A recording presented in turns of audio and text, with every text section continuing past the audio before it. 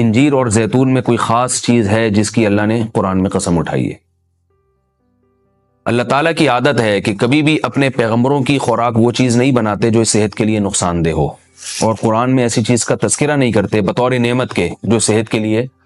نقصان دہ ہو۔ تو اس یقیناً انجیر اور زیتون میں کوئی اضافی چیزیں ہیں کہ اللہ نے قرآن میں انار کا بھی ذکر کیا، اللہ نے انگور کا بھی ذکر کیا، مگر میرے علم میں ایسی کوئی آیت نہیں جس میں انار یا انگور کی قسم اٹھائی ہو۔ تو یہ بھی یقیناً بہت بہترین پھل ہیں، لیکن انجیر اور زیتون کی اللہ قسم اٹھا رہے ہیں کہ یہ گواہ ہیں کہ انسان بہت بہترین ہے۔ تو اس سے ایک تو پتہ یہ چلتا ہے کہ ہمیں انجیر اور زیتون کو اپنی خوراک میں شامل کرنا چاہیے۔ آج کل کیا کھایا جا رہا ہے؟ چائے پی جا رہی ہے، گٹکے کھا رہے ہیں لوگ، پان کھا رہے ہیں، الٹی الٹی چیزیں، بازار سے بنی ہوئی چیزیں، دودھ پیک خرید کے پی رہے ہیں جس کے دودھ ہونے پہ ہی شبہ ہے کہ پتہ نہیں یہ دودھ ہے بھی یا نہیں، اور ایک سوچی سمجھی سازش کے تحت بازاری چیزوں کو پروموٹ کیا جا رہا ہے، اس پہ اشتہار بازی پہ خرچہ کیا جا رہا ہے، ڈاکٹروں کو باقاعدہ خریدا جاتا ہے اور وہ جعلی چیزوں کے فضائل لوگوں کو سناتے ہیں۔ لوگ یہ سمجھتے ہیں کہ ڈاکٹروں میں 2 نمبری ہو ہی نہیں سکتی، یہ غلط ہے۔ بہت سارے ڈاکٹر لوگوں کو بہت ساری غلط چیزوں پہ لگا رہے ہیں۔ تو یہ بازار کی چیزوں سے آپ اجتناب کریں، اور وہ چیزیں جو اللہ نے انسان کی خوراک کا حصہ نہیں رکھی ہیں، سگریٹ اللہ نے انسان کے پینے کے لیے پیدا نہیں کی ہے، ہیروئن، چرس، یہ سب نشے کی چیزیں ہیں جو ہمارے مذہب میں ویسے ہی حرام ہیں، تو ان سے اجتناب کرنا چاہیے۔ انجیر اور زیتون کے کیا فضائل ہیں؟ میڈیکل سائنس نے ثابت کیا ہے، اور حکیم جو ہیں، ماہر حکیم ہیں، طبیب ہیں، وہ بھی بتاتے ہیں کہ یہ 2 ایسی چیزیں ہیں جو انتہائی طاقتور ہیں، لیکن ان میں کمال یہ ہے کہ یہ آپ کے جسم میں چربی نہیں پیدا کرتی اگر اعتدال سے ان کا استعمال کیا جائے۔ ہم دیکھتے ہیں کہ جب بھی کوئی چیز بہت زیادہ انرجی دیتی ہے ہمیں، تو ساتھ ساتھ ایک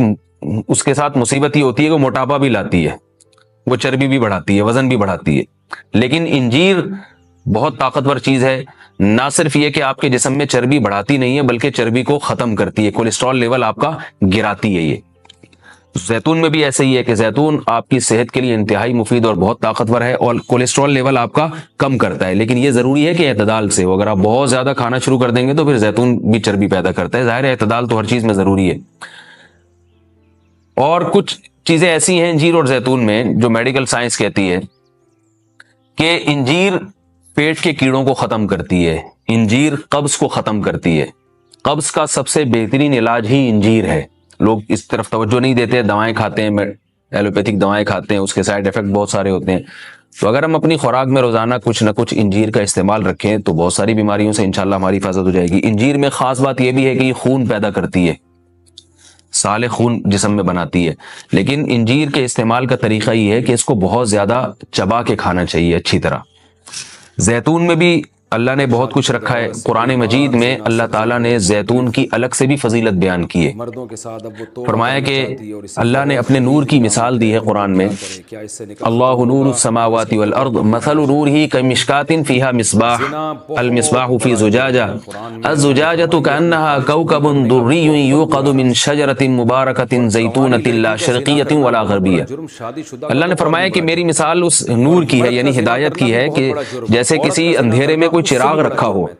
اب اس چراغ میں اللہ نے مثال کس دی ہے، یعنی زیتون کی دی ہے، کہ وہ چراغ جس کو زیتون کے تیل سے جلایا جا رہا ہو، یعنی ایسے تیل سے جو مبارک درخت سے نکالا گیا ہو۔ تو اللہ نے وہاں بھی قرآن مجید میں سورہ نور میں بھی زیتون کے درخت کو اللہ نے مبارک درخت کہا ہے۔ ایک اور مقام پہ قرآن مجید نے زیتون کی تعریف کی ہے، فرمایا کہ وَشَجَرَةً تَخْرُجُ مِن طُورِ سَيْنَاءَ تنبت بالدہن والصبغ للآکلین۔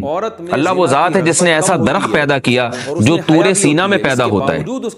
یعنی کوہ طور میں پیدا ہوتا ہے وہ درخت، اور تنبت بالدہن جو تیل لے کر پیدا ہوتا ہے، اور صبغ للآکلین کھانے والوں کے لیے سالن کا کام دیتا ہے، یعنی لوگ روٹی اس تیل سے لگا کے کھاتے ہیں، سالن کا کام دیتا ہے وہ۔ تو اب یہاں مناسبت دیکھیں کہ اللہ نے زیتون کا اس آیت میں ذکر کیا اور ساتھ ساتھ بتایا کہ یہ وہ زیتون ہے جو کوہ طور پہ پیدا ہوتا ہے، اور کوہ طور ویسے ہی ایک ایسی جگہ ہے جہاں اللہ نے لوگوں کی ہدایت کے لیے وحی کو نازل کیا۔ تو پتہ یہ چلا کہ زیتون میں جہاں جسمانی فوائد ہیں وہاں کچھ روحانی فوائد بھی ہیں، کیونکہ اللہ نے اس کو مقدس جگہ پہ پیدا کیا ہے، اور وہاں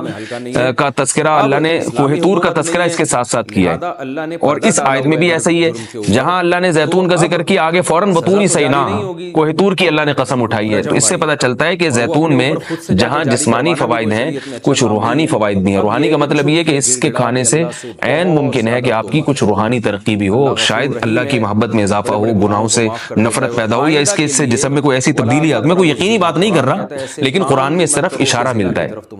اس سے ہمیں کیا پتہ چلتا ہے کہ یہ جو ہم مختلف قسم کے کوکنگ آئل استعمال کر رہے ہیں، ان سے آہستہ آہستہ اپنی جان چھڑانی چاہیے اور نیچرل چیزوں پہ آنا چاہیے۔ ایک آپ کو میں ایک تحقیق یہ بھی بتاتا ہوں کہ میڈیکل سائنس یہ کہتی ہے کہ یہ جو کولیسٹرول ہے نا اور جو چربی ہے، یہ دیسی گھی سے نہیں پیدا ہوتی، یہ ہم جو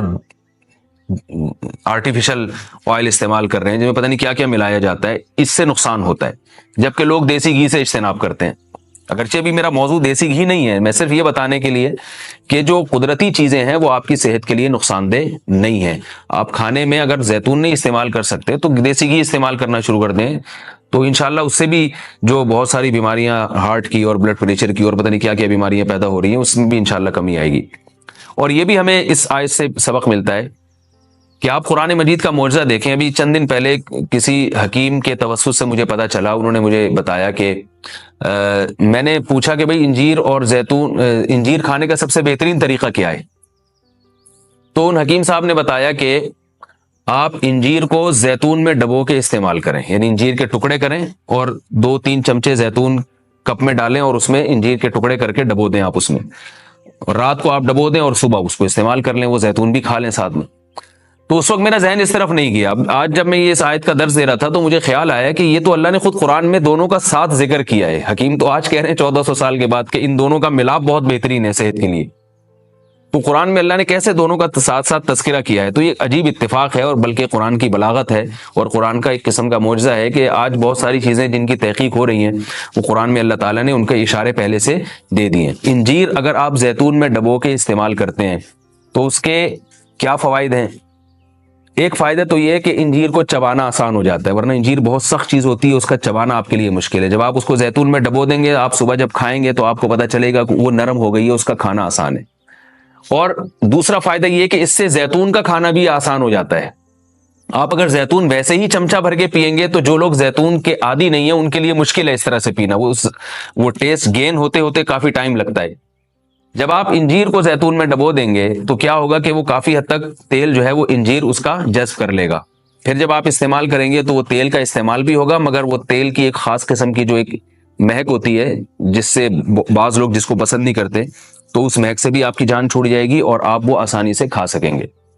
دوسرا فائدہ اس کا یہ ہوتا ہے کہ یہ جو کمبینیشن ہے انجیر اور زیتون کا، کچھ فائدے انجیر میں ہیں جو زیتون میں نہیں، کچھ فائدے زیتون میں ہیں جو انجیر میں نہیں، تو یہ کمبینیشن ایسا ہوتا ہے کہ آپ کو ایک صحت کے لیے ایک بہترین ٹونک مل جاتا ہے، کولیسٹرول لیول آپ کا کم ہو جاتا ہے، قبض آپ کا ختم ہو جاتا ہے، یعنی اطباء یہ کہتے ہیں کہ یہ دو آتشہ بن جاتا ہے، یعنی انجیر کا فائدہ بھی ڈبل ہو جاتا ہے اور زیتون کا فائدہ بھی اس سے ڈبل ہو جاتا ہے۔ تو جب اللہ نے قرآن مجید میں ایک چیز کا بہت اہتمام سے تذکرہ کیا ہے